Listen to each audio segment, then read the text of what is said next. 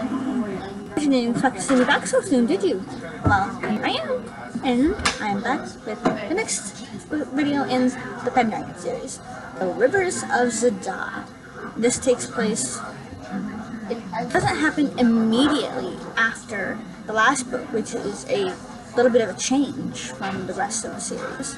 It begins a couple weeks after Bobby left in the last one. Bobby's been on Zadaa for a while, and he knows the scope of things on Zadaa. He's in disguise as a friend of Lures, a Rickator, and she is a Batu warrior. The Rickator, they live underwater, they're pale skin, underground, they live underground, and they're more pale, and the Batu, they're like darker skinned, and they live above ground. And the main problem on Zadaa is the water.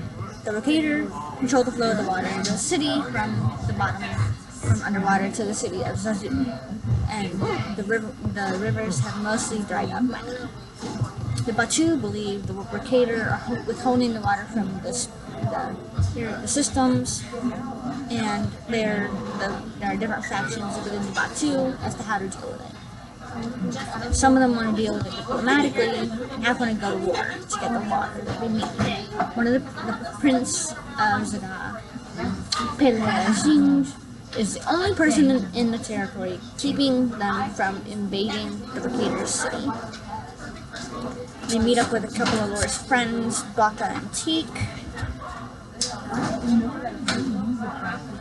and they help her stay informed on what's going on and what the Rickator are planning, and they inform the pair of the chicken guards, they're the Rickator soldiers. They have been told to be on alert by all the elders.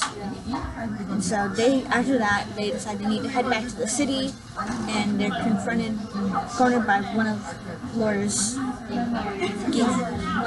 fellow warriors. And he beats Bobby very badly, almost to the point of death. And then, once Bobby's beaten, this warrior is revealed to have been the same day. And so the prince intervenes in this situation and takes him to the hospital, and he has to recover for several weeks. And once Bobby wakes up, he informs Lore he wants to be trained physically like her, because he doesn't want to be beaten like that again. And on Second Earth, Bobby and Mark and Courtney, they read the last journal from Elon to find out about Kasha's death and Betty and Spader being trapped. Courtney is very distraught about this, as it was mostly her decision to go to Quillan in the first place. She is sent into a spiraling depression, and she decides, and once she's kind of cleared, when she's trying to back in her mind a little bit, she decides she wants to go away to summer camp to get her mind straight. And she tells Mark she doesn't want to know about any new journals, so she can have her mind totally straight, and she can be caught up when she gets herself together. So Mark is surprised by this, but he goes with her. He finds out his middle school nemesis, Annie Mitchell, is actually very good at math and science, and they kind of start forming a friendship. Not really, but sorta. On the 4th of July, he gets the next journal, and he goes home to read it alone. This is the very first time he has ever read a journal alone. On Zadaa, Lore gets Alder from Pendragon and her little sister Sanji to help her train Bobby. They go to an abandoned training camp nearby, and they spend a few weeks training. They don't give him any water or food, or even let him rest unless he earns it that way.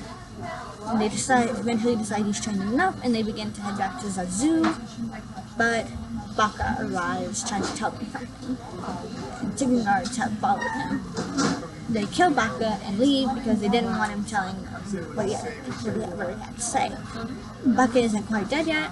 He tells them to go to the Rickator city of Kaidik, and they'll find the plans, figure out the plans, and a man called Saint Dane, and then he dies. And so Elder was wounded during a little firefight, and they take him to the hospital. They get the doctor's confidentiality, And once he's well enough, they send him back to Pendragon. And the prince previously invited them to this festival that they had, the Festival of Azra. It's a big event in Zadaa. And while they're there, Bobby starts realizing he likes Laura. He's in love. He has feelings for Laura. And they almost kiss, but he stops it at the last second. And the prince notices them from his balcony. He comes down and talks to them, but he is assassinated by a Rickator man in the crowd. And they realize it was their fault because he wouldn't have ever come down from his stone place if he hadn't noticed them. So they immediately leave, and so they don't get up in the mob, and they begin to make plans to go to Quillan. So Courtney is now at summer school. She's having a great time for a while. She has a couple of friends. She does well in her classes that she's taking, and she starts having a friendship/romance with this boy, Whitney Wilcox. The only problem with this so far is that an old mysterious car seems to be following her around the school. One day, Whitney invites her to go for pizza in nearby town. She has class when they're initially hanging out, but she agrees she'll ride on her bike a little later. And Mark continues to become friends with Andy, and he reveals that he only became a bully because he didn't fit in with anyone. He was too brainy to be a cool kid, but he wasn't smart enough to fit in with the brainy kids. Just as they're leaving, just as Bobby and Lore are heading back to the festival, away from the festival. It starts raining, but there's still a lot of tension between the two tribes because there wasn't enough water, and it's to the breaking point because of the prince's assassination.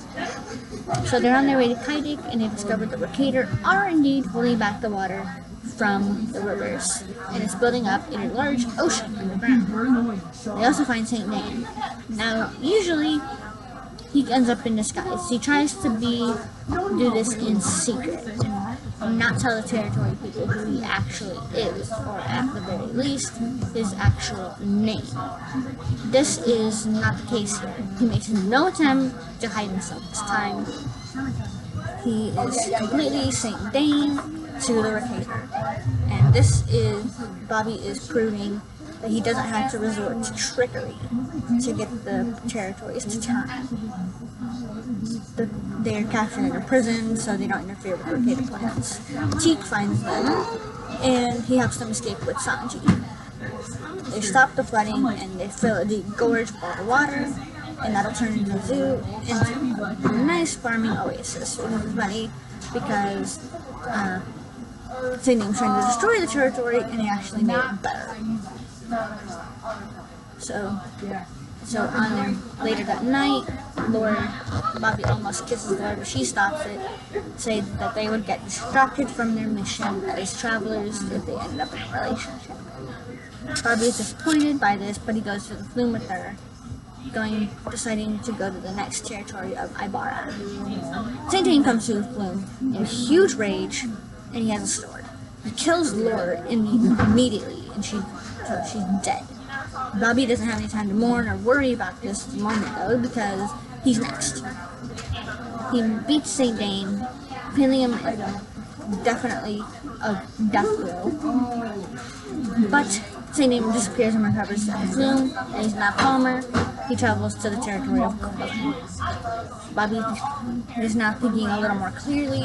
He's starting to mourn Lore, and he's wishing for anything that she would still be alive.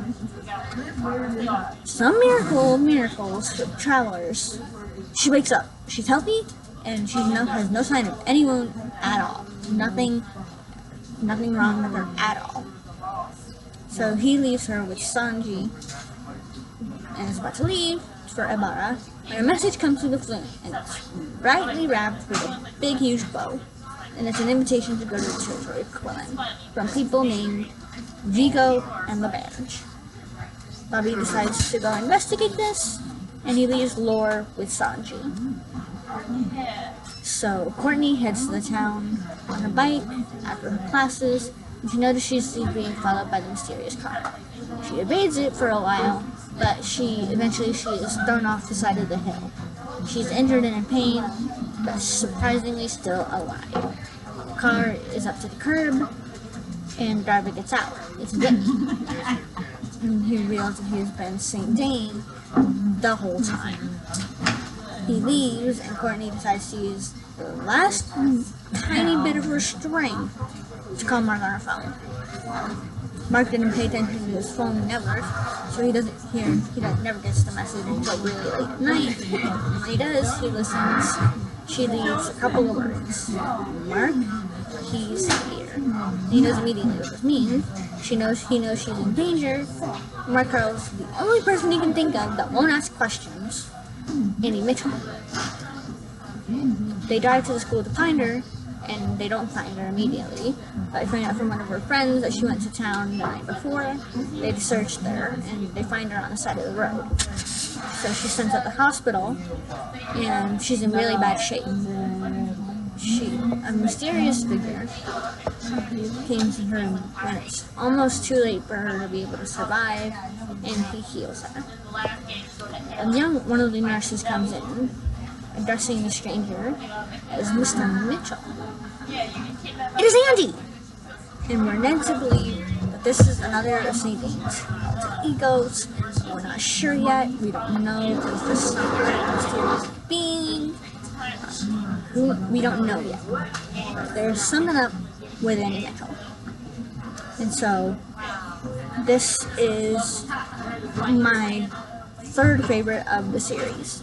And I think you can tell why. This is when things were a turning point in the series in Blackwater, and now they are full-fledged. This is it. We need to figure out Hala and save the territories and do this. I think this is when Bobby really starts to buckle down and know that he needs to be able to fight St. Dane eventually. So that's why he gets training from Lore and becomes an honorary Gee, and it's just great, and I love it. And also, Lore's death scene, I was crying, I was sad, and I was surprised, and I was happy, and it was just great. I don't know. But anyway, and get to see more of Alder. Alder is pretty great. And yeah, honestly, this is, there's something great in all of these books if you can just get past their really kind of ridiculous covers, because some of them are pretty ridiculous, especially one that I'll talk about later. But anyway, so I think this is still a really great read, and more about Mark and Courtney. I was so shocked when Whitney was St. Dane. I was like, oh my god, no! I was like, poor Courtney. All this, and then all her depression, being responsible for Kasha, and she's almost got herself together. She's almost over it. And then this, and it's like, poor girl. I would hate to have her life at that point. I mean, I do think that it was a good reality check for her to realize that she would never always be the best at everything, because she was always cocky and confident and a little bit arrogant about her skills. And I think in that regard, she did need to be cut down a few pegs, but this was just brutal. Honestly, I really feel sorry for that girl. But as usual, we have come to the end of the video. So I hope you all enjoy it, enjoy my kind of quiet voice, and the annoying people around me who don't seem to realize, but that's the point, I guess. And we really need to read this series. I will say this in every video. I don't care if you get fed up with it. This is a great series. You need to go read it. Go find it at Barnes & Noble or something now. Bye-bye.